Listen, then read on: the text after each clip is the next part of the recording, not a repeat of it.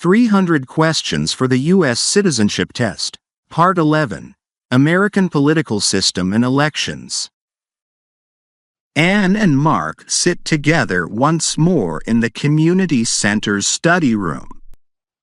Today, they'll explore the structure of the American political system and how elections work in the United States.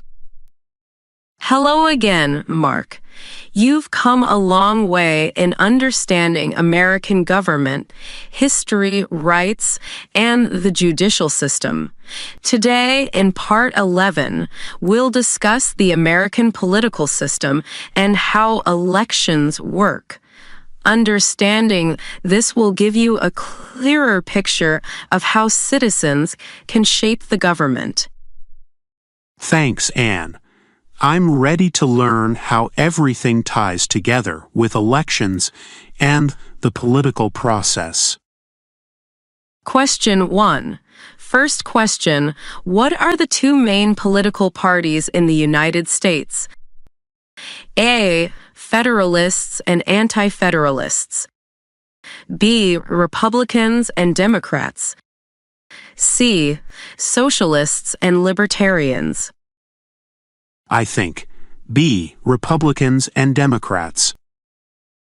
Correct. The U.S. has two major political parties, the Republican Party and the Democratic Party. While other parties exist, these two have dominated American politics for many decades. Question 2. What is the role of political parties in the United States? A. To govern the country without elections. B. To represent different views and nominate candidates. C. To control all aspects of government. I think B. To represent different views and nominate candidates. Exactly. Political parties help organize elections, nominate candidates, and present policies to the public. They give voters choices in leadership and policy direction. Question 3. How often are presidential elections held in the United States? A. Every 2 years. B. Every 4 years. C. Every 6 years. I think B. Every 4 years. Correct.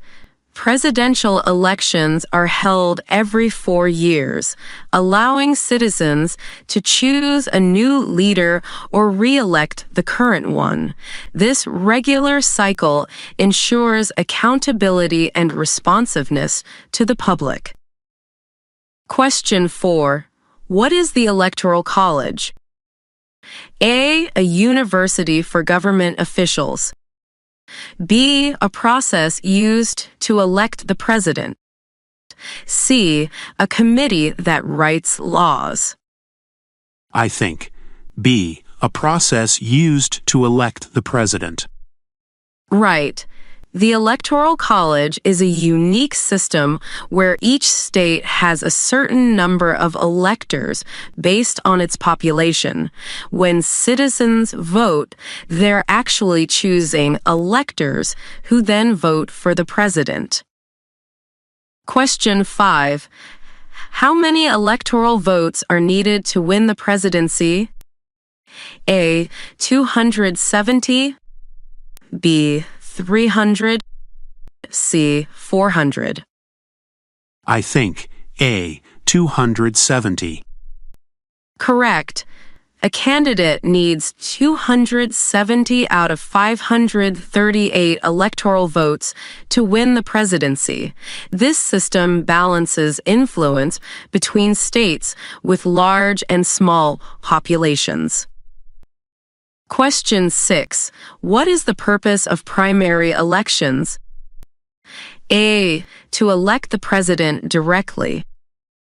B. To choose party nominees for the general election.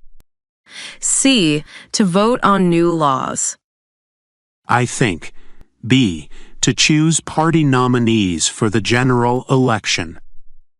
Exactly.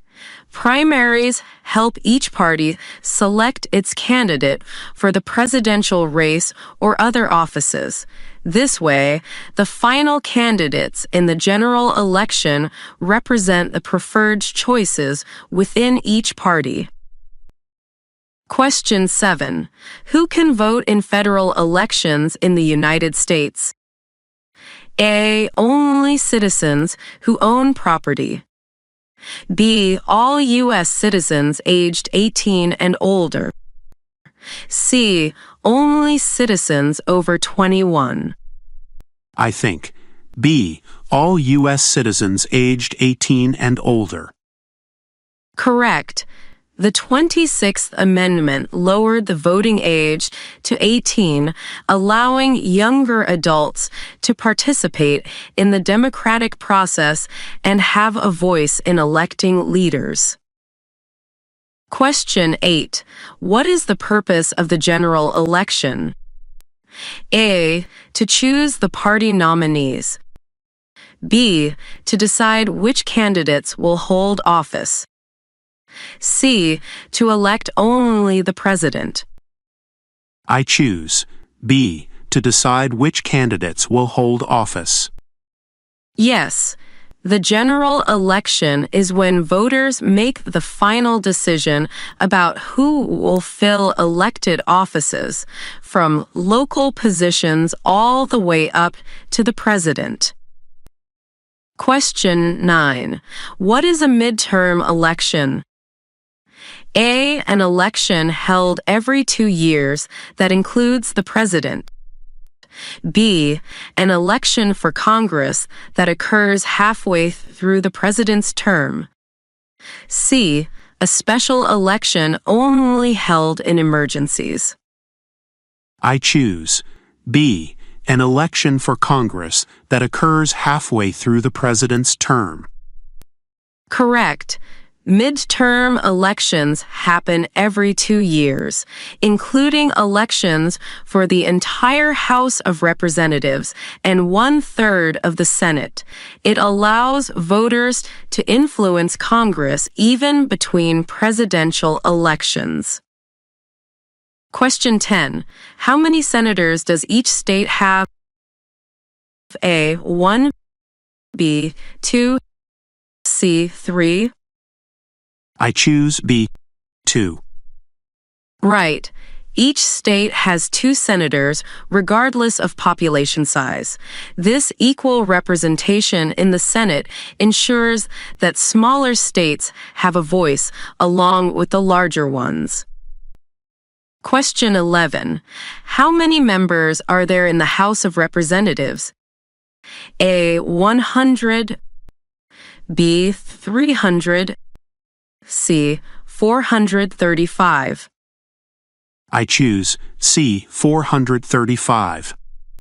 Correct. The House has 435 voting members with representation based on each state's population. This way, states with more people have more representatives in the House. Question 12. What is the minimum age requirement to become President of the United States? A. 25. B. 30. C. 35. I choose C. 35. Yes. To run for president, a candidate must be at least 35 years old. This age requirement ensures that the candidate has a certain level of experience and maturity. Question 13. What is an incumbent? A. A candidate who has never held office. B. The current holder of an elected office. C. A person who donates to a campaign. I choose B. The current holder of an elected office. Correct. An incumbent is someone who is already in office and running for re-election. Incumbents often have an advantage due to their experience and established connections with voters. Question 14. What is the purpose of campaign finance laws?